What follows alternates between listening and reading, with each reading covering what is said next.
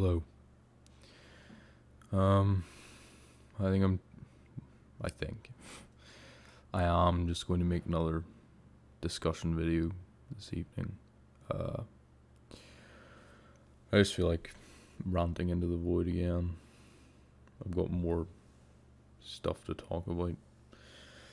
Um, this time I'm in Proudspire Manor in Solitude instead of the Candlehearth Hall in Windhelm, just for a bit of a change in scenery, and because I've got no other backgrounds really to use for these sort of discussion videos.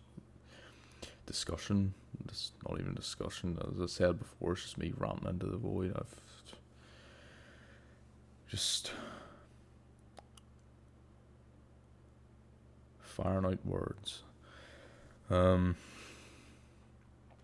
Anyway, first thing I wanted to talk about is how tenuous, or tenuous is probably a bad word to use.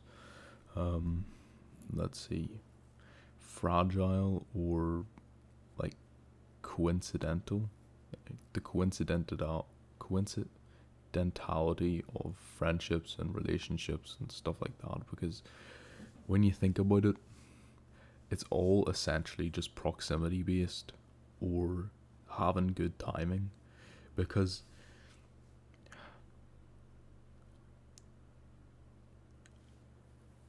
you can make friends with a lot of people. All they have to do is fit a certain number of criteria, basically, to be good friends. I mean, obviously, it depends what you're looking for in a friend, but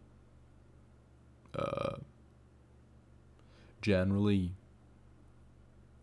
you want they they I don't know, quote unquote, like they make you feel good, or you just enjoy spending time with them. That's the basal, requirement, if you will. But the reality is, for all people, I want to say all people, is that it really doesn't take much for someone to, instill that feeling of, happiness, or just feeling good about yourself, just having a good time, that sort of thing. It really is just proximity based, like being in the right place at the right time. Humans aren't that unique. We're pretty samey.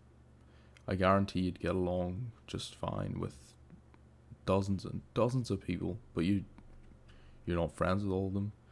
You're only friends with the ones you meet and get to spend more time with. That's the reality. Which is it's a bit scary, because everyone values their friends, or anything above that level of relationship, because as social animals, they're part of our health, essentially, mental health especially. Having a good set of friends behind you is practically mandatory. We're not lone wolf animals. But it always bothers me that, like, how fragile, or not even fragile, like coincidental it all is. It always makes me wonder, and it really calls into question, like, what even is a relationship. I mean, as I said before, the purpose is to support, like, a relationship is supposed to support each, or a friendship or something above a friendship is supposed to support both parties within the relationship, by either doing favors, or you have monetary gain, or just a biochemical response gain, or just like a mental boost. something to that effect. I don't have a script. I'm just off the top of the head. So I apologize for any points that are, you know, poorly constructed or perhaps ill ill spoken, or poorly put together, poorly explained. Anyway, um, it it all comes down to just a biochemical response. That's it. It's just you know an injection of serotonin or dopamine or any chemical that makes you feel good into your brain and throughout your body, that makes you feel good and makes you want to spend more time with this friend, because for the sole purpose of survival, because there's a reason safety in numbers exists back when the world was a much less secure place, tens of thousands of years ago. And like, this is what really gets me. It's just the fact that everything is tied to biochemical responses. So, like, I'm having a hard time finding, like trying to think of or define or imagine like a true friendship or relationship where, because you hear it and this isn't friendship, but you hear it in romance stories all the time. It's like, I love you for you. But is that really true? Because I guarantee there's absolutely more than one suitable partner for each person on the planet. So it doesn't irk me, but it just gets me to think when I hear the phrase "I love you for you." And even that, as I said, it's about a biochemical response in your head. You don't even love or appreciate the other person for them, if you understand what I mean. You just associate or spend time with them, love them for the biochemical response they produce in their brain or in your brain. And if the relationship is mutual, in their brain also. And this is something that I have considered for the past while, and it's scary. I just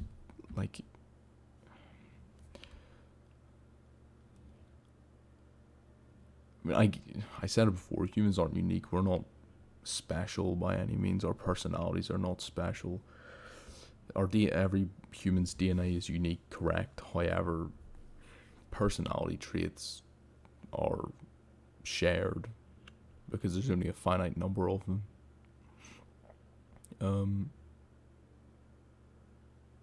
Let's see, where am I going with this? Yeah, just the fact that, and I'll go with the unique stuff. A basis for a lot of ego boosts. I feel like that's a poor way to describe them. Or for making you feel good about yourself is you're special, you're unique. No one else can do what you do. But if you really examine that, plenty of people can do what I do. Plenty of people can do what you do. Probably better. And I don't know. It scares me, or maybe it doesn't even scare me, but it just, I don't know, confuses me or keeps me up that my friends, it's all we're tied together by is biochemical responses. And even and it's I don't even know if this is correct, but it makes sense to me that it's because it's a reliable hit of serotonin or dopamine when you hang out with your friends. Your brain knows, hey, this is a source of feeling good about myself. It's my, well, I mean, I'm quite I would say I'm introverted, so I don't go out and do a lot of socializing, but I would imagine that's why we stay with a group of friends. It's because it's a reliable source of, positive biochemical response. Um, and it's like almost like a negative feedback loop, because where do you go when you're sad? You go to your friends to try and feel better. It's like, you know I'm gonna butcher this, but your pancreas secretes insulin to regulate blood sugar levels. It's like the same as that, but with our like mental health and stability. It's crazy. Like, I'm every time I think about this, I just like worry, or I don't worry. Like, should I be worried about this? I don't know. Like, at points, I feel like, I think too much about this shit, and it ruins it for me essentially.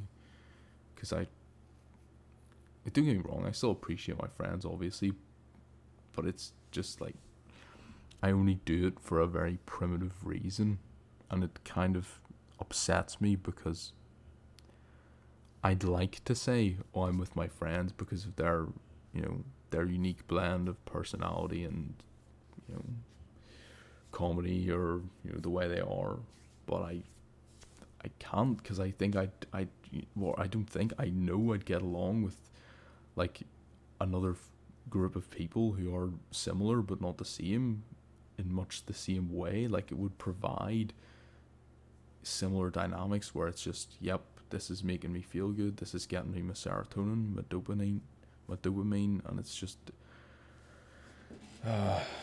it's like I don't even know where I go with this.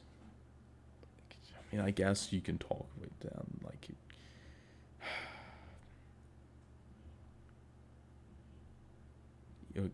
like, I can't find meaning in relationships anymore, and it, like, that has been a blow. I don't know if I can rekindle that. I don't know if I'm thinking about this the wrong way. I probably am, but I I've never found meaning in like living either, and I'm not suicidal, by the way. I'm not gonna taunt myself anytime soon. I do enjoy this existence nominally, um, but yeah, it's crazy to me that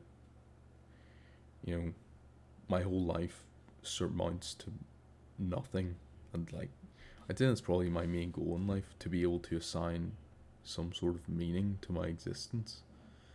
Um, because I don't know how much longer I can keep going on the you know on like the stepping ladder, because I mean, even now it's like, why do I go to school? So I can go to uni. And why do I go to uni? Or why do I want to go to uni? So I can go get a good job. But why do I want a good job? So I can, accrue wealth and then do nice things with that wealth. But, in the end, it doesn't really amount to anything. Like, oh, I guess I had a good experience or whatever, but there's a lot not to like about the world. And it's just like, ugh.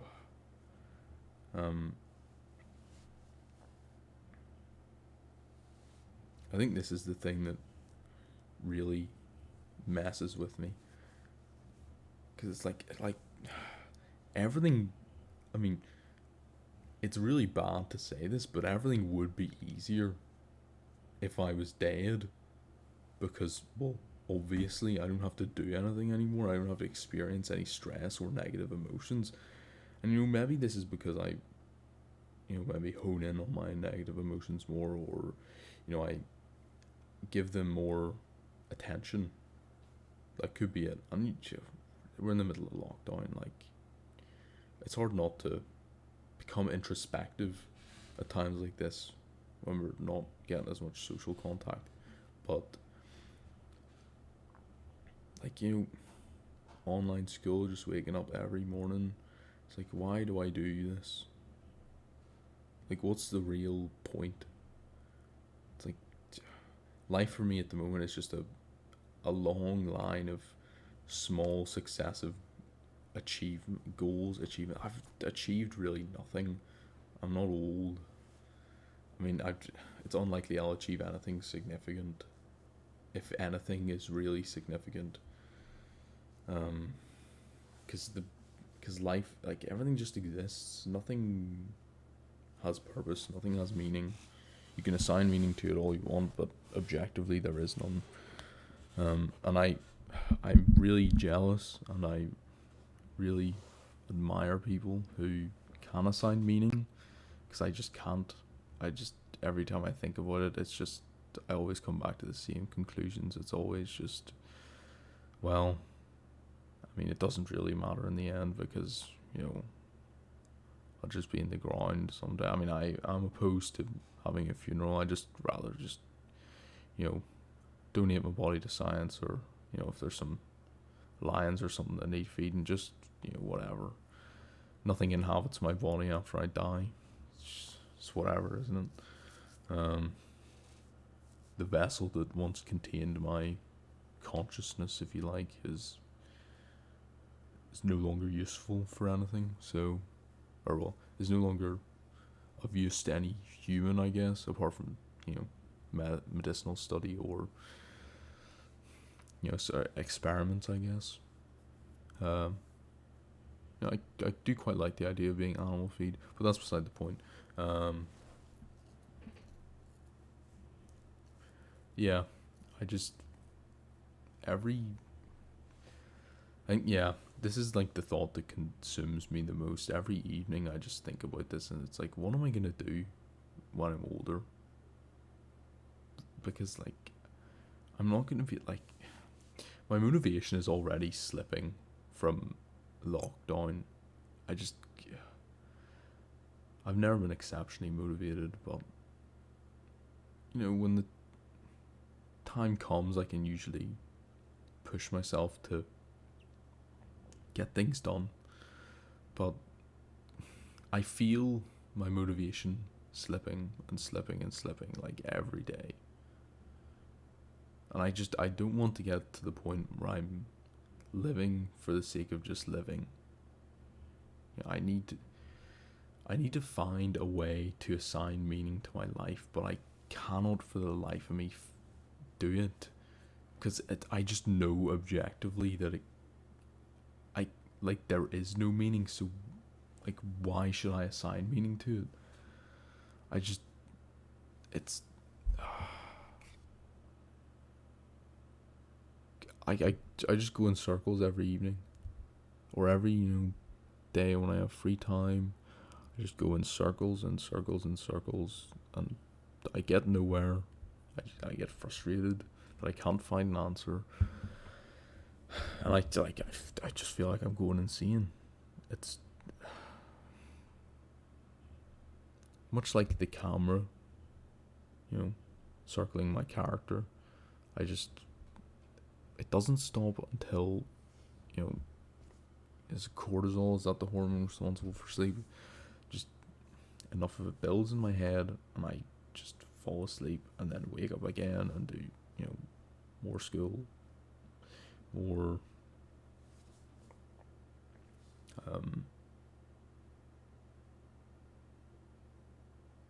just more learning. I mean, like, that's the best thing about my life, really. Any learning aspect, I guess, brings me a little bit of joy. But yeah, and then I've been like, my exercise routine has been slipping as well. Like, I've been exercising less and less every day. It's just, it's hard to keep going. And the light's at the end of the tunnel. I'll be able to go see my friends. Get outside the house soon, hopefully. Within the next 3 months, I sincerely hope. Yeah. Just, the fact that life has no objective meaning is a massive barrier to me. And now that I think about it, I think I'm more appreciative of online school than I give it credit for, because I know fine rightly if I didn't have something to do from 9 until 3 every day, I'd just be sitting thinking about this, and I probably would go insane, because there'd be no normalcy to my life, and my brain would just burn up and die with the, you know, frequency of thoughts, you know, swirling around in there. It's like a storm. A very frustrating, cyclical storm. And I've got things I want to do, like I want to increase my German proficiency. I want to take up another language. You know, I want to do as well as possible in my exams. I have desires to do good things at uni, and then go on after that. Get a good job, good wage, move out of the country.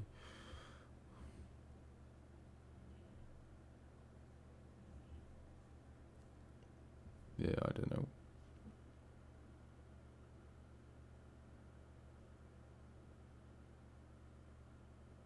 I guess I should have mentioned before as well that when I said that, like, relationships and friendships have one problem. Obviously, if you're in like a loving relationship, procreation is a second option. But because we're not in need of new people these days, it's basically a moot point. Unless you're really interested in having kids, that is. I'm not.